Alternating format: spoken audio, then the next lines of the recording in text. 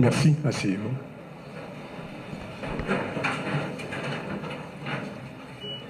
Monsieur Leslie Voltaire, président sortant du Conseil présidentiel de transition, chers amis, chers collègues du CPT, Monsieur le Premier ministre, Monsieur le Président de la Cour de cassation, Mesdames, Messieurs les membres du gouvernement, Mesdames, Messieurs les représentants des grands corps de l'État, Mesdames, Messieurs les membres du corps diplomatique, Monsieur le Directeur général de la Police nationale d'Haïti, Monsieur le commandant en chef des forces armées d'Haïti, Monsieur le général des forces multinationales, cher ami Otongue, Mesdames, Messieurs les représentants du secteur privé des affaires, Mesdames, Messieurs les représentants des organisations des sociétés civiles, Mesdames, Messieurs, en vos rangs, titres et qualités, sans oublier le représentant, l'ex-président de Burundi, représentant de l'OIF.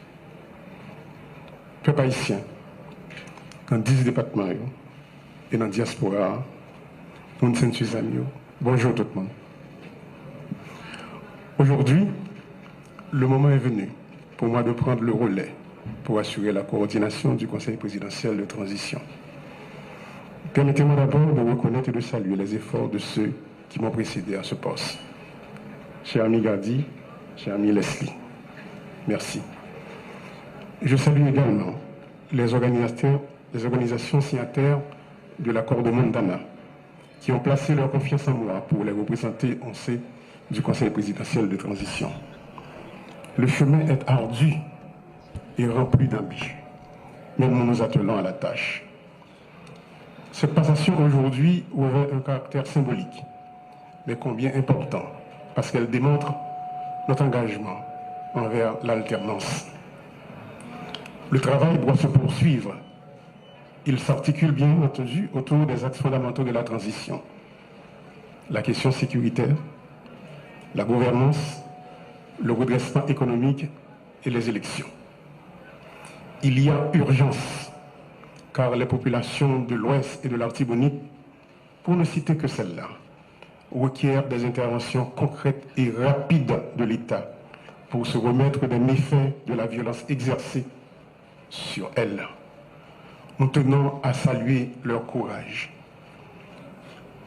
La violence est instrumentée par des trafiquants de tout acabit, drogue, organes et personnes, armes et munitions, sans oublier les entrepreneurs politiques et certains éléments du secteur des affaires. L'insécurité a créé des besoins additionnels et exerce une pression sur les ressources déjà insuffisantes que l'État devrait canaliser, par exemple, vers la santé, l'éducation, l'épanouissement des jeunes. Peuple haïtien, ça fait plus passer 20 années depuis ma palais sous effondrement système économique noir, qui arrivait créer tellement misère et inégalité sociale dans le pays panois. Et en 2016, les maps sortis dans le Parlement ont été annoncés combat sous gros défis, problèmes économiques et inégalité sociale. Moi, j'ai sonné l'ambition pour ça pas arriver dans le chaos cannibale, ça n'a vivre jeudi. Côté, certains gens qui dans le secteur économique et politique, ils mettent des armes dans les jeunesse pays, puis au fait,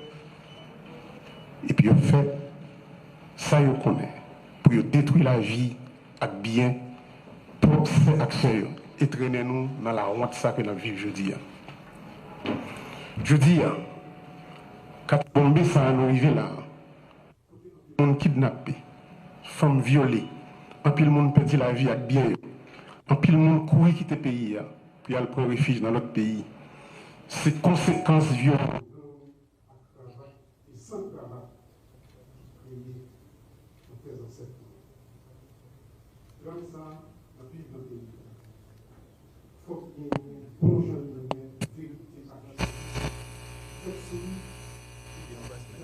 Qu'on a pays d'Haïti. Je dis, 21e siècle là, oui,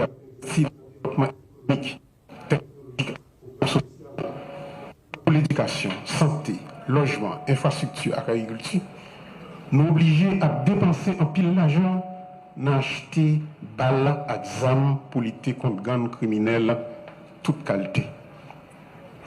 Je salue le courage de la population, courage policiers nous. Les populations qui a gommé tout partout, même gens, qu'on laisse Voltaire se dire là. Moun dans l'ouest, moun dans la Tibonite, captant de nous, nous saluons courageux. Les amis kenyans qui viennent mettre main dans la bataille que nous avons menée pour nous croiser en sécurité. Nous ne pas oublier d'autres amis nous. El Salvador, Jamaïque, le Bahamas. Nous profitons de demander une minute de silence pour tous les policiers et soldats nous, et policiers kenyans qui tombent dans la Tibonite. Une minute de silence, s'il vous plaît.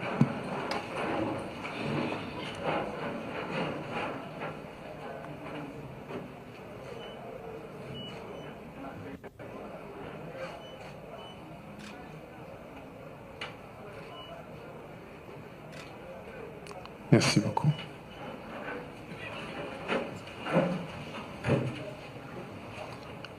Malheureusement, le commandant Paraison, qui était supposé venir, il y a un inconvénient, mais nous devons saluer devant tout le monde pour courage.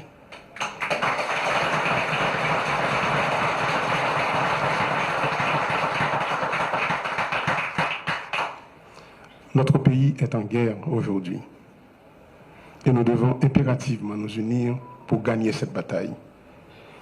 C'est pourquoi j'insiste sur un budget rectificatif de guerre qui oriente les dépenses dans la direction des défis qui se dressent devant nous.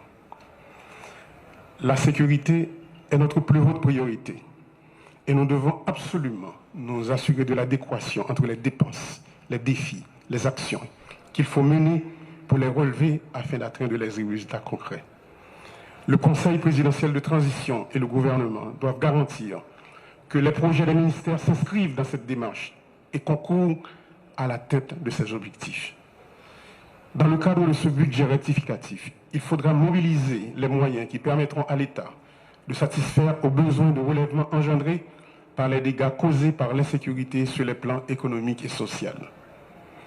Le Comité national de sécurité mis en place devra guider et orienter les forces de l'ordre et aura la charge de s'assurer avec elles de la pertinence du plan stratégique de sécurité. Parallèlement, il y a lieu de veiller à l'opérationnalisation, au renforcement et à l'harmonisation des services de renseignement à travers l'activation du décret portant création de l'Agence nationale d'intelligence.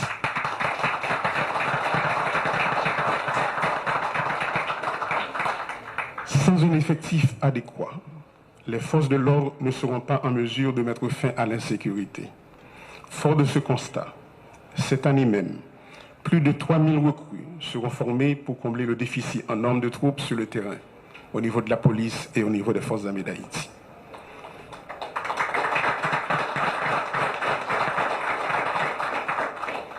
Les forces armées nous ont présenté un budget détaillé sur les actions qu'elles anticipent de mener. Monsieur le Premier ministre, le ministère de l'économie et des finances et celui de la planification doivent s'assurer de l'exécution effective de ce budget. Nous ne sommes pas en temps normal, il faut agir dans l'urgence pour éradiquer la violence. Il me plaît de vous informer qu'un protocole d'accord sera signé entre les forces armées d'Haïti et l'Agence nationale des aires protégées pour la mobilisation des agents des aires protégées dans la guerre contre les gangs armés. De plus, les démarches sont en cours pour un support aérien et maritime de façon à mieux protéger nos frontières maritimes et terrestres. Il est important de développer le respect de la lutte contre les enfants impliqués dans les gangs armés. L'État devra prendre les mesures afin de prévenir et empêcher l'enrôlement des enfants et des jeunes de gangs armés. De plus, il faut renforcer la Commission nationale de désarmement, de démantèlement et de réinsertion, comme d'ailleurs le souhaite le Premier ministre Alexis Didier-Fils-Aimé. Le déficit de gouvernance de l'État est l'un des points essentiels auxquels il faut s'attaquer.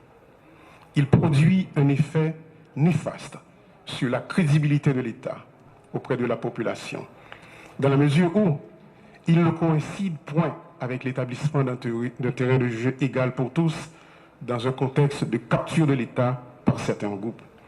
En résultent les dysfonctionnements que nous observons. Je crois fermement au rôle que doit jouer l'accès à l'information dans la promotion de la bonne gouvernance. Des mesures concrètes seront initiées pour la mise en place d'un système d'information ouvert au public sur les actions des différentes institutions de l'administration publique. L'appui aux institutions de surveillance, ULCC, CSCCA, CNMP, entre autres, sera maintenu. Par ailleurs, on a annoncé à la population que gagner des téléphones, un centre d'appel que Konatel pour le mettre sous pied. Côté que pour gagner un téléphone dédié pour la DGI, un pour l'immigration et un autre pour la douane. Si un client il sentit pour une raison pour l'autre, il y a des abus qui a fait et il y a des magouilles qui a fait, téléphone ça a servi comme un téléphone d'alerte.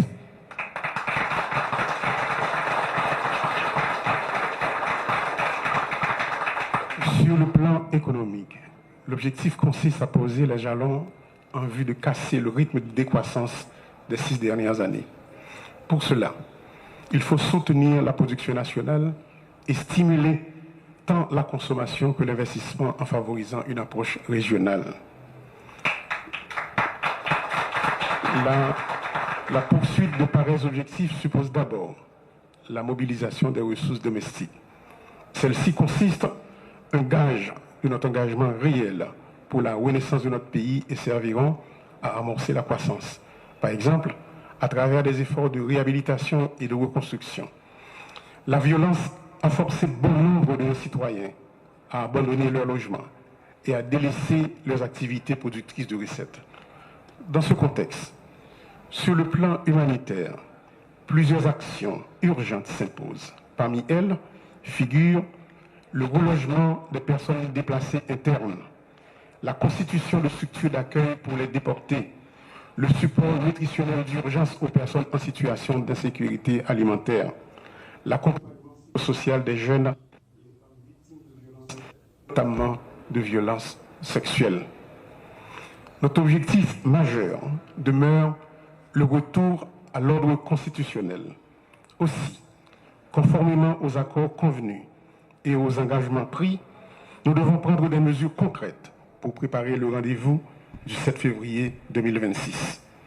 Sur les élections, par exemple, il faudra continuer à alimenter le fonds dédié à la tenue des élections et au CEP, financer les activités du comité de pilotage de la conférence nationale, œuvrer à la mise en place d'un vaste programme d'identification des Haïtiens. Il reste entendu que la concertation avec la société civile et la diaspora doit également se poursuivre. Et nous ne manquerons pas non plus de faire appel à nos amis de la communauté internationale pour un appui au processus électoral. Je dis, il y a des amis de la diaspora qui sont avec nous. Merci de l'amitié de votre présence, chers amis. Chers concitoyens, ma passion population que nous sentons douleur, souffrance, désespoir, monde qui perd famille, caille, travail, famille qui subit viol. N'a gourmé pour mettre fin dans ça et pour nous accompagner. Mais c'est bien bas, nous saluer et honorer résistance héroïque, monde qui empêche le pays à effondrer. Producteurs paysans, Madame Sarah, artisans, chefs d'entreprise honnêtes, fonctionnaires l'État, policiers et militaires honnêtes, organisations sous quartier. Je vais profiter pour inviter tout le monde pour nous entrer dans la bataille contre la sécurité. Il n'y a plus de place pour les divisions. Il faut s'unir pour gagner la lutte contre l'insécurité. Au nom du Conseil présidentiel de transition, je renouvelle mon engagement pour établir la paix. Nous devons redonner l'espoir et jeter les bases d'un avenir de stabilité, d'équité et de prospérité partagée pour tous les fils et toutes les filles d'Haïti. Merci beaucoup.